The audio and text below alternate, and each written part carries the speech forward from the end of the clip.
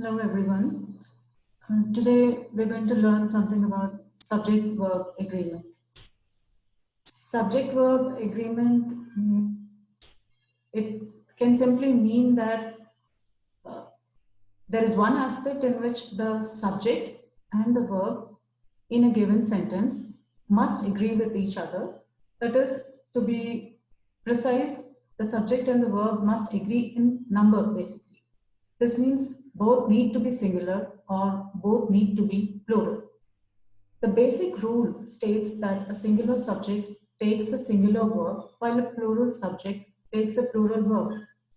Well, that's what needs to be found out. And while we go ahead and learn this concept, that is one basic principle that needs to be satisfied when the subject verb agreement aspect of the grammar is being learned. When a compound subject contains both a singular and a plural noun or a pronoun joined or by not, the verb should agree with the basic subject. Now, here's a few examples which would explain this concept.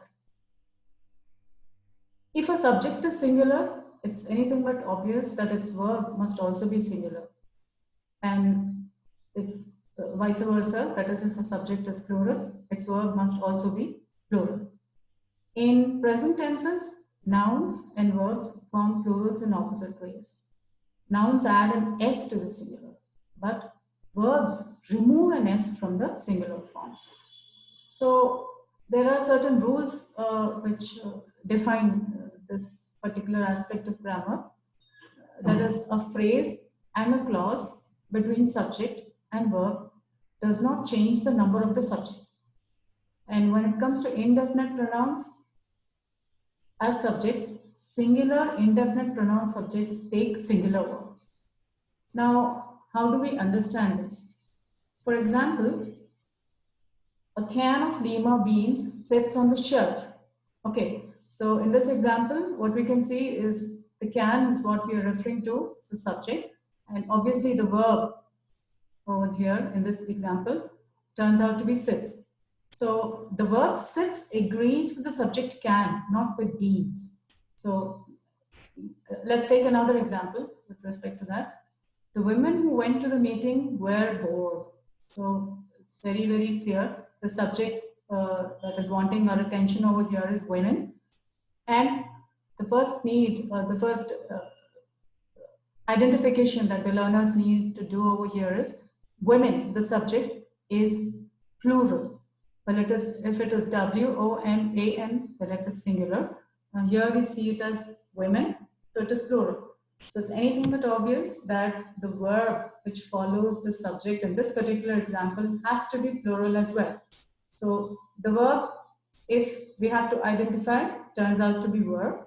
So verb is obviously the plural of the auxiliary is definitely in its plural form, and hence it agrees with the subject, that is women over here.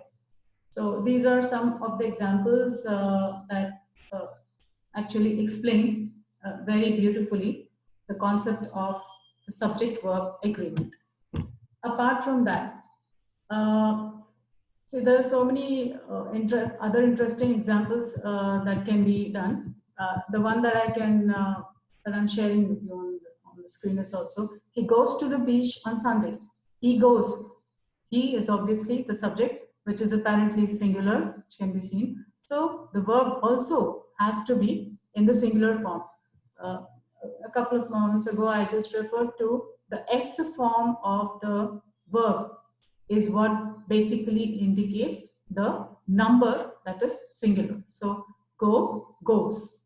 So the S form is indicating that it is singular in number and hence agreeing with the subject. So there are certain other examples that you can see.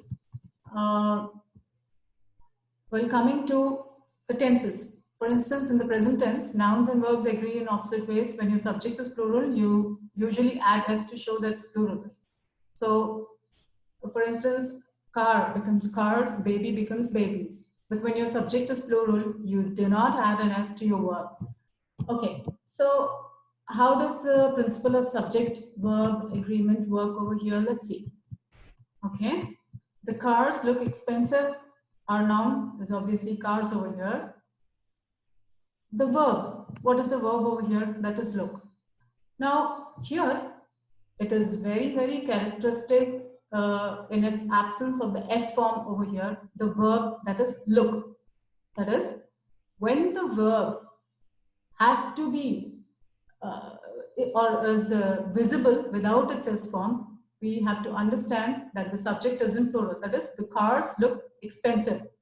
Okay, suppose I remove a plural subject and replace it with a singular subject. I'll just take the same example. I'll say car instead of cars. So when I say car, I'm only referring to a singular subject. Look at how the verb changes over here. I would say the car looks expensive. So can we see the difference? That is, the S form appears in the verb, which is again agreeing with the subject, which is singular in number. So folks, that's how the subject verb principle works in this manner. So, and actually, if we have to go into the details, there's so many ways you can learn this concept. That is the first person, second person, and stuff like that. Like for instance, I would like to take the example that's visible to all of us here. I like to go to swimming. That's first person. She likes to go to swimming. That's second person. So here also the verbs have to agree with the first person singular, second person singular. First person is I, singular. The verb becomes go. I like to go swimming. But when it becomes singular, second person, the very second example that you can see over here, she, second person singular, you have to say she likes to go swimming. Or there's another way where you can say goes, but we'll have to look at another example to see how goes works with that. So this is another one. If there's an auxiliary verb, a helping verb, like do or does in the present tense, or am and is, we have to think about the subject verb agreement because the auxiliary verb becomes the agreeing verb. Okay, so we can see that how it is made to work over here. The dogs don't want it. The dog doesn't want it. So do not want it. If you had to expand this don't, you can see that with the with an apostrophe with a comma over n. And if you had to expand it, it becomes do not want it. The dogs do not want it. But when I change the subject into singular, instead of dogs, I say dog. The dog does not want it. And again, if I had to expand this, it becomes does not. So singular subject dog, the verb has to change.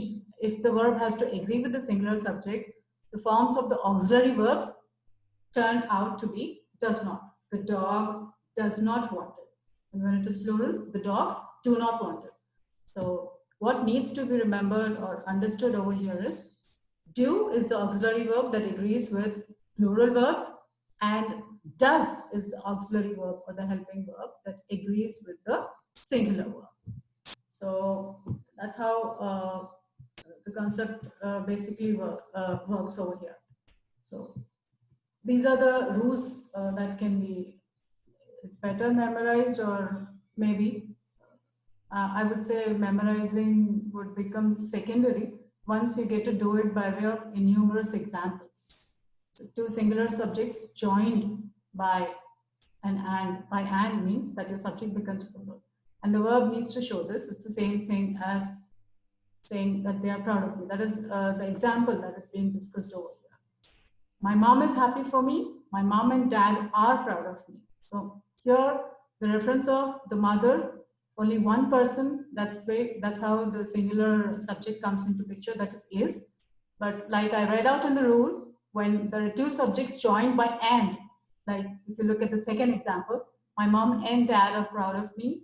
So it's more than one. So there, the auxiliary in the above example, because it's singular, we used is. Now because subjects are more than one, the plural auxiliary becomes or.